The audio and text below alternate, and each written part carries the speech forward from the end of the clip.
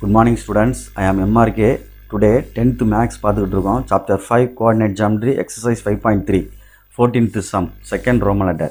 First Roman Letterல வந்து ஒரு point கொடுத்து ரேஷியோ கொடுத்துருந்துச்சு, இன்டர்செப்ட் ஃபார்மில் கேட்டிருந்தாங்க, யூஸ் பண்ண சொல்லி ஈக்குவேஷன் ஆஃப் சைட் லைன் கேட்டிருந்தாங்க. அதே தான் இங்கேயும் ஒரு பாயிண்ட் கொடுத்துருக்கு. பட் இங்கே என்ன கொடுத்துருக்கு அப்படின்னா ஈக்குவல் இன்டர்செப்ட்ஸ்னு ஒரு வார்த்தை கொடுத்துருக்கு. இதே மாதிரி எக்ஸாம்பிளில் 2 சம் இருக்கும், ஆப்போசிட் சைன் கொடுத்துருக்கும். ஈக்குவல் இன்டர்செப்ட் தான், ஆனால் ஆப்போசிட் சைன் கொடுத்துருக்கும். ஈக்குவல் இன்டர்செப்ட்னா ஏ ஈக்குவல் டு பின்னு எடுத்துடலாம். ஆப்போசிட் சைன்னா ஏ ஈக்குவல் டு மைனஸ் பின்னு எடுத்து செய்யணும். அதை கேர்ஃபுல்லாக பார்த்துக்கோ. Okay, first what is given அப்படின்னு எடுக்கிறேன். ஈக்குவல் இன்டர்செப்ட்ஸ்னு கொடுத்துருக்கு. ஈக்குவல் இன்டர்செப்ட்ஸ் அப்படின்னு கொடுத்துருக்கு. அதாவது வெட்டுத்துண்டு வந்து சமம் அப்படின்னு கொடுத்துருக்கு. ஈக்குவல் இன்டர்செப்ட்ஸ் அப்படின்னு கொடுத்துருக்கு. ஈக்குவல் இன்டர்செப்ட்ஸ் அப்படின்னு கொடுத்தனால தட் இஸ், அதாவது ஏ ஈக்குவல் டு பி அப்படின்னு சொல்கிறேன். இந்த equation of straight line intercept form வந்து x by A plus Y by b equal to 1. இப்போ நான் அப்ளை பண்ணையில் இதுதான் வந்து ஆன்சரு, சரிங்களா? 1.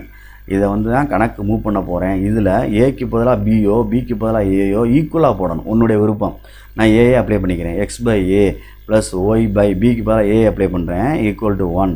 சரிங்களா சொல்கிறது? இப்போ பாசிங் த்ரோ த பாயிண்ட் அப்படின்னு எடுக்கிறேன். பாசிங் த்ரோ த பாயிண்ட்டு இட்டு பாசஸ் த்ரோ த பாயிண்ட் அப்படின்னு எடுத்தோம்னா, பாசஸ் த்ரோ த பாயிண்ட் அப்படின்னு எடுத்தோம்னா என்ன point? Bosses throw the point வந்து கொடுத்துருக்கான், பார்த்துக்க. நல்லா ஓப்பன் பண்ணி ப்ரீஃபாக எக்ஸ்பேண்ட் பண்ணி எழுதிரு. நான் ஷார்ட்டாக செஞ்சுக்கிட்டு இருக்கேன். அடுத்து -8 பை ஏ ப்ளஸ் எக்ஸுக்கு பதிலாக ஒய்க்கு பதிலாக என்ன இருக்குது? 4 பை ஏ ஈக்குவல் டு 1 அப்படின்னு அர்த்தம். சரிங்களா? இப்போ நம்ம இது எல்சிஎம் எடுக்கையில் ஏன்னு எடுத்து செஞ்சாலும் சரி, இல்லை ஏ ஸ்கொயர்னு எடுத்து மல்டிப்ளை பண்ணி கொண்டு போனாலும் சரி, எப்படி வேணாலும் செய்யலாம். ஏ இன்ட்டு ஏ ஸ்கொயர் அப்படின்ட்டு. அப்போ அதுக்கப்புறம் ஒரு குவாட்ரேட்டிக் ஈக்குவேஷன் ஆகும், அதை ஃபார்ம் பண்ணணும், அதை எடுக்கணும், வைக்கணும், எல்லாம் செய்யணும். Right. A into A square cross multiply பண்ணால் -8a plus 4a equal to 1 அப்படின்னு எழுதிக்கலாம். இப்போ இதை கழிச்சா என்ன வரும்னு யோசிச்சு பாரு. -4a அப்போ டிவைடட் பை என்ன வந்துடும்? ஏ ஸ்கொயர் ஈக்குவல் டு என்ன வந்துடும்? 1. இது ஏ அடிச்சுக்கிட்டால் ஏ ஈக்குவல் டு 4ன்னு வந்துடும்ல. அதுக்காக எதுக்கு தேவையில்லாத வேலை, அதுக்கு தான் நான் சொல்கிறேன். நான் ஏன் எல்சிஎம் எடுக்கணுமா வைக்கணுமான்னு பார்த்துக்கிட்டு அது தகுந்தாப்பில் மூவ் பண்ணால் கணக்கு உனக்கு சிம்பிளிஃபையாக ஈஸியாக இருக்கும் அப்படின்றக்காண்டி தான் உனக்கு சொல்கிறேன். எல்லோரும் கிராஸ் மல்டிப்ளே போகிறீங்க. இப்போ 2 காமனாக இருக்கனால ஏன்னு எடுத்துகிட்டு -8 ப்ளஸ் ஏன்னு சும்மா அப்படியே நேரம் எழுதிட்டு நியூமரேட்டரை ஈக்குவல் டு 1 கழிச்சோம்னா -4 பை ஏன்னு வந்துடும் ஈக்குவல் டு 1. கிராஸில் கொண்டு போனால் ஏன்னு வந்துடும். அப்போ ஏ வந்து என்ன கிடைக்கிது? -4 கிடைக்கிது. ஏயும் பியும் ஈக்குவல்னால தேர்ஃபோர் பியும் என்னது தான்? -4 தான். ஏன்னா ஈக்குவல் இன்டர்செப்ட்னு கொடுத்தனால ரெண்டுமே என்னது தான்? ஈக்குவல் தான். இப்போ நம்ம ஃப்ரம் 1க்கு இந்த கணக்குக்கு 1th ஈக்குவேஷன் சப்ஸ்டிட் பண்ண போகிறேன். 1வது ஈக்குவேஷனுக்கு வந்தோம்னா எக்ஸ் பை ஏக்கு -4 தான் ப்ளஸ்ஸு ஒய் பை பிக்கு -4 தான் ஈக்குவல் டு 1.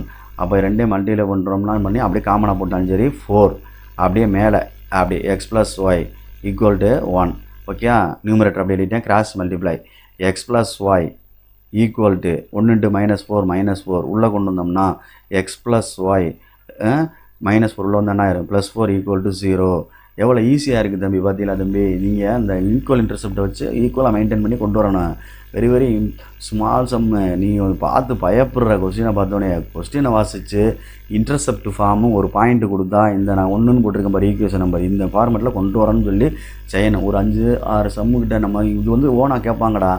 ஈக்குவல் இன்டர்செப்ட்ஸ் ஒன்று இருக்குது, ரேஷியோ ஒன்று இருக்குது, ஆப்போசிட் சைன் ஒன்று இருக்குது, இன்னொன்று வந்து சம் ஆஃப் இன்டர்செப்ட்ஸ் ஒன்று. மொத்தம் உன் புக்கிலேயே 4 கணக்கு கிட்டே இருக்குடா தம்பி. 2 எக்ஸசைஸில் இருக்குது, 2 எக்ஸாம்பிளில் இருக்குது. ஸோ ப்ளீஸ் கேர்ஃபுல்லாக அண்டர்ஸ்டாண்ட் பண்ணி போட்டுக்கோ. சரிங்களா சொல்கிறது? இப்போ நான் போட்டுக்கிறது எக்ஸசைஸ் போட்டிருக்கேன். Thank you students.